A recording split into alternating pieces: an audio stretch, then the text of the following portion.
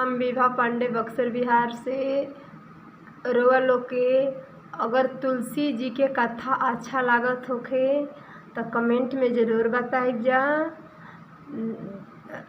सावन तुलसी भैदो पाता क्वार, तुलसी पूछे एक बाता के तोरे माता के तोरे पिता के दिहले कौनु से कंता में पिता धरती मोरे माता। ऐसे ही हम रउआ लोग का हम एगो कथा डालब। अगर अच्छा लागे थोके तो कमेंट में बताई जा, तो फुल वीडियो बना के हम डालब। ठीक बा, तब तक एगो गीत सुन लीजिए रउआ लोग।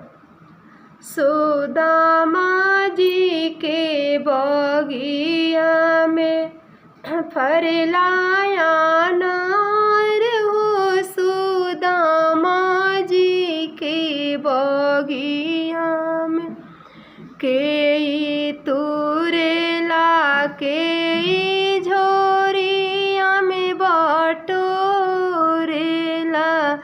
के तुरेला के झोरिया में बटोरेला। के कराया चरवा बीचे लगी गईले दागी हो, सुदामा जी के बगिया में फरलाया नार हो, सुदामा जी के बगिया में।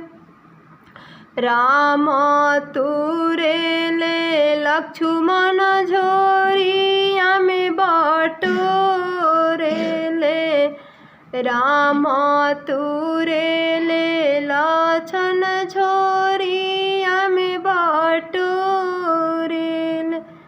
सीतायान चरवा बीचे लगी गईले दागी हो, सुदामा जी के बगिया में फरलाया नार हो, सुदामा जी के बगिया में फरला